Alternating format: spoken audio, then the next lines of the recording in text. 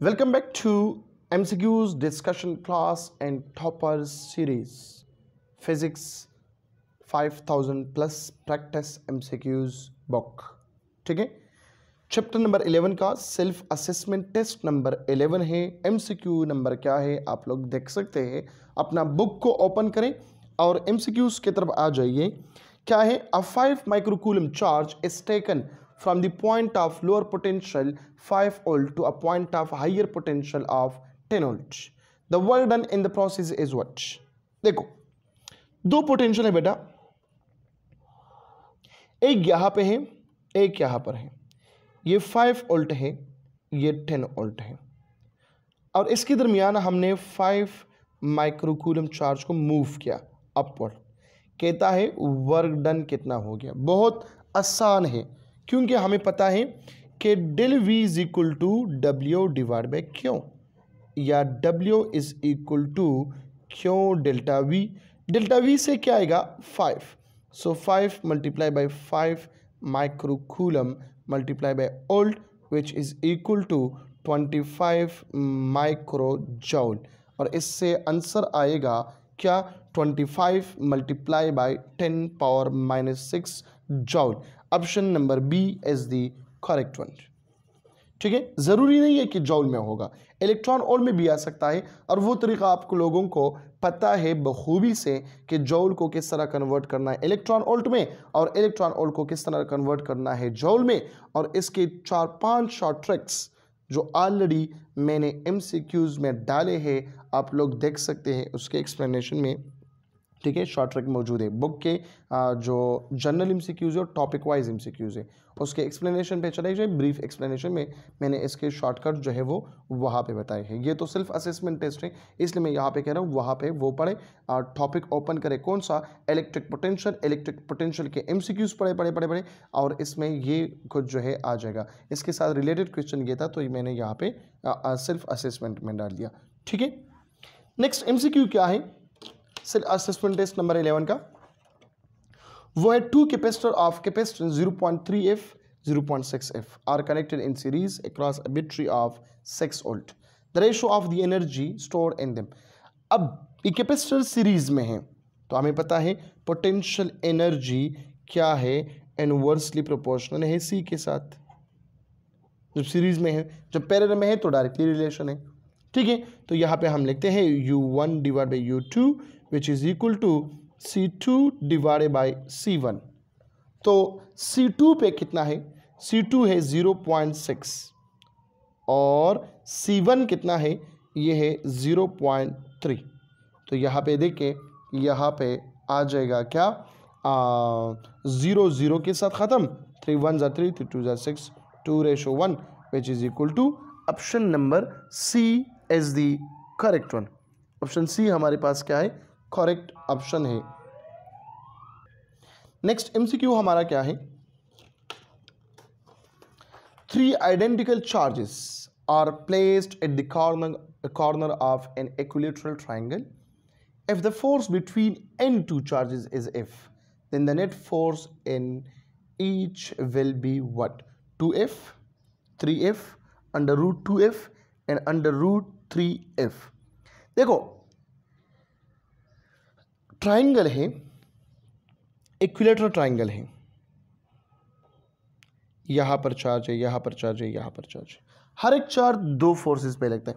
अगर यहाँ पर है, यहाँ पे ये चार्ज है, तो इसका फोर्स भी मौजूद है, इसका फोर्स भी मौजूद है। अगर यहाँ पे है तो ये फोर्स, ये फोर्स, अगर यहाँ पे है तो ये फोर्स, ये फोर्स। हर एक चार्ज जो है इस पर दो फोर्सेस लगते हैं, और एंगल कितना है? वो 60 डिग्री है। इक्विलेटरल ट्राइंगल है, तो यहाँ पर भी 60, यहाँ पर भी 60, यहाँ पर भी 60। ठीक है, हम मैग्नीट्यूड को फाइंड करते हैं।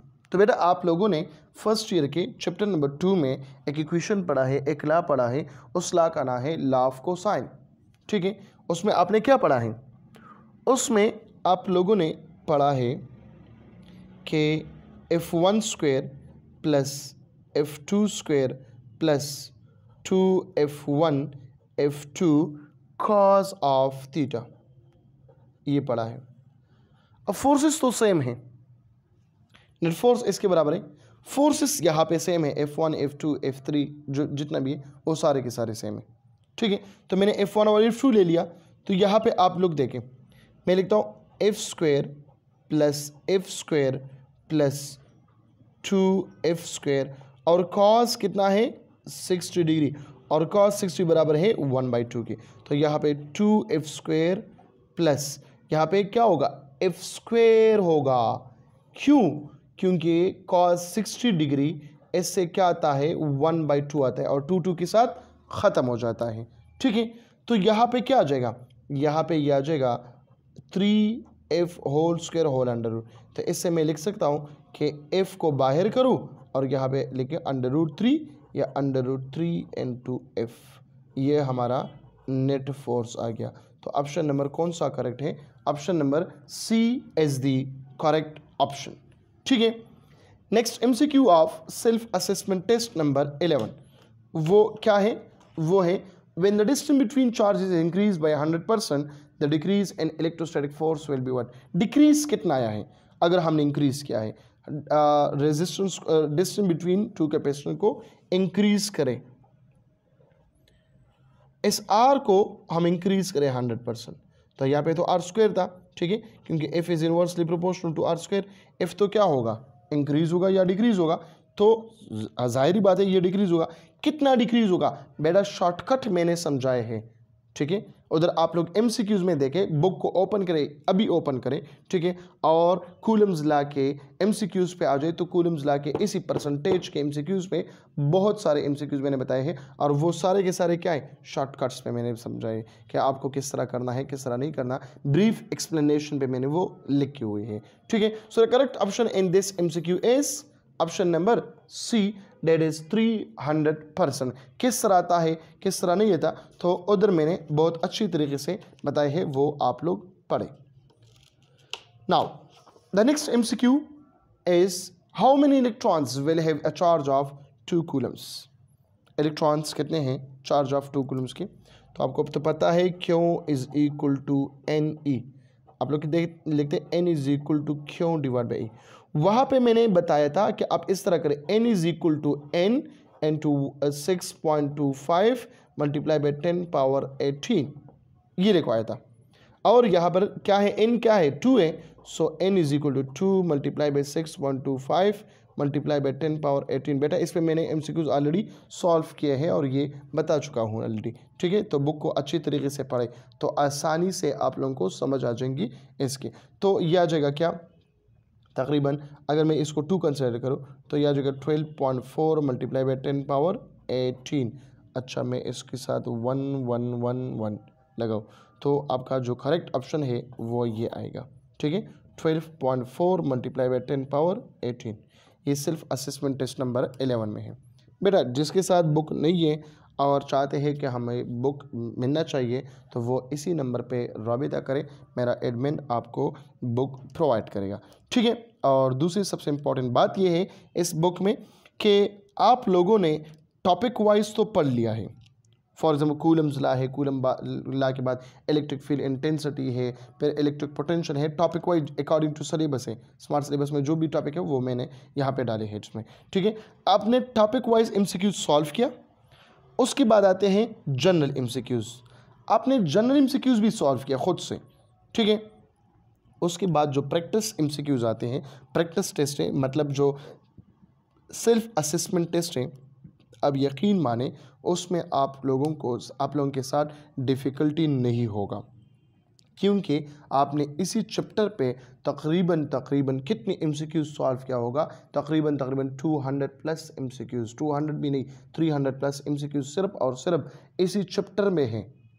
कूलम्स लॉ पे तकरीबन 40 to 45 MCQs है, ये टॉपिक वाइज से। फिर जनरल में देखें तो वो अलग है। जनरल में हमने क्या किया है, वो सारे के सारे बुक्स हमने इकट्ठे करके उसके बेसिक्स लाइंस, इसके बेसिक वो चीज़ें डाले हैं जो स्टूडेंट नहीं पढ़ते, क्योंकि स्टूडेंट कहता है ये आसान है, फिर वो भूल जाता है। तो वो चीज़ हमने डाले जनरल MCQs में। जनरल MCQs मैक्स MCQs है, तो उसमें आपका दिमाग फ्रेश हो जाएगा। फिर आएंगी सेल्फ असेसमेंट के तरफ, तो सेल्फ असेसमेंट टेस्ट भी क्या है, ये भी मैक्स है, और इसका और क्या है मतलब वीडियो सोल्यूशन मौजूद होगा। हर एक टॉपिक, हर एक एमसीक्यू का जो सिर्फ असेसमेंट टेस्ट है यहाँ पे मैं एक्सप्लेन करूँगा, ठीक है। इसके साथ जितनी भी ट्रिक्स हैं वो तो ऑलरेडी वहाँ पे मैंने एक्सप्लेन किया है बुक में, लेकिन इसके साथ एक्स्ट्रा एमसीक्यूज़ मैं इंशाल्लाह आप लोगों के साथ शेयर करूँगा। जिस तरह एक यहाँ पे ट्रिक बता दिया, लेकिन ये ट्रिक मैंने बुक में अच्छी तरीके से एक्सप्लेन किया है, वहाँ पे आप लोग देख सकते हैं। अपना बहुत सारा ख्याल रखिएगा। Thank you so much. अल्लाह हाफिज़।